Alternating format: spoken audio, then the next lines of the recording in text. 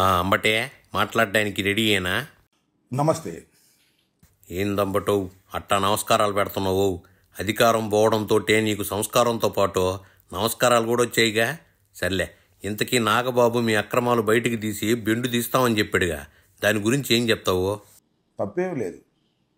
గట్టిగా విమర్శించాలని అనుకోవటం జనసేన రాజకీయ పార్టీ, పైగా మా ప్రత్యర్థి రాజకీయ పార్టీ ఏ విధమైన తప్పు లేదు. నాగబాబు అట్ట అండంలో తప్పు లేదంటావేంది? పొంగనూరు అంటే పెద్దిరెడ్డి రామచంద్రారెడ్డి గారు గెలిచినటువంటి నియోజకవర్గం, ఆయన సొంత నియోజకవర్గం. కేవలం 11 సీట్లు మాత్రమే గెలిచినటువంటి వైఎస్ఆర్ కాంగ్రెస్ పార్టీలో పొంగనూరు నుంచి పెద్దిరెడ్డి రామచంద్రారెడ్డి గారు ఘన విజయం సాధించారు. చాలా కీలకమైనటువంటి నేత వైఎస్ఆర్ కాంగ్రెస్ పార్టీకి.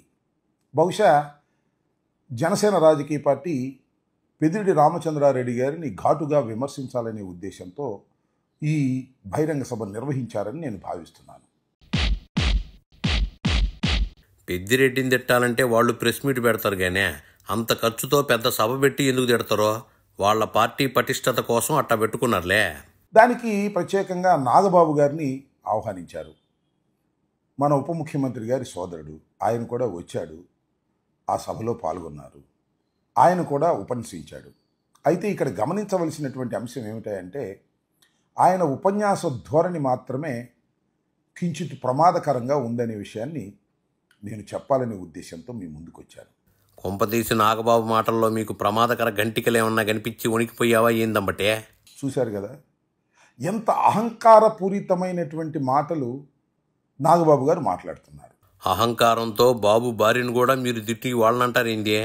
కాబోయే మంత్రి, అదేవిధంగా పవన్ కళ్యాణ్ గారి సోదరుడు, జనసేన పార్టీని భుజాన వేసుకొని నడిపేటటువంటి వ్యక్తి ఈ రకమైన అహంకారపూరితమైనటువంటి మాటలు మాట్లాడితే ఇది పార్టీకి మంచిదవుతుందా అనేది వారికి నేను సుహృద్భావ వాతావరణంలో చెప్పే ప్రయత్నం చేస్తున్నాను.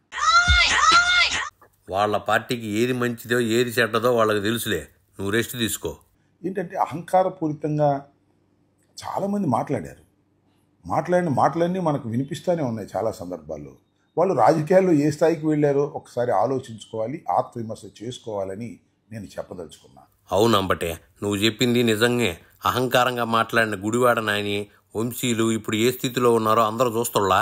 ఇంకా రెండో విషయానికి వచ్చినప్పుడు, పవన్ కళ్యాణ్ గారు నిన్న ఉదయమే తెల్లారుజామున ముద్రగడ పద్మనాభం గారి ఇంటి మీద దారుణమైన దాడి జరిగింది. ఆ దాడి చేసినటువంటి వ్యక్తి ఒక జనసేన పార్టీ కార్యకర్తనని ఆయనే చెప్పుకున్నాడు. మరి ఉన్మాదో, తాగుబోతో ఎవరైనా కానీ జనసేన పార్టీ అన్న తర్వాత పవన్ కళ్యాణ్ గారు దాన్ని రియాక్ట్ కావాలి. ఎవరో మతిస్థిమితం లేని వ్యక్తి చేసిన పనికి పవన్ రియాక్ట్ కావాలని అంటావేంది? ముద్రగడ పద్మనాభం గారు ఒక నిస్వార్థ రాజకీయ నాయకుడు. ఏందంబటో ముద్రగడ నిస్వార్థ రాజకీయ నాయకుడు అంటున్నావు?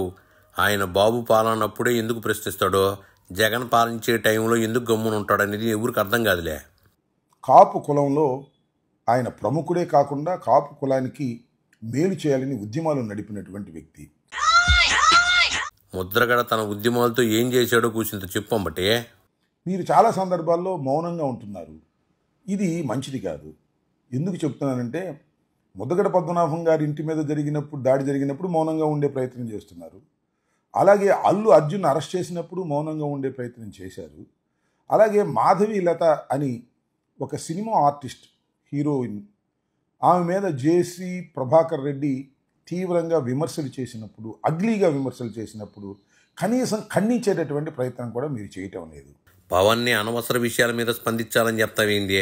ఇంకా నయం, మీరు చెప్పినప్పుడు స్పందించమని చెప్పలా. చెప్పినంతవరకు చాలుగానే ఇంకెళ్ళు అంబటే.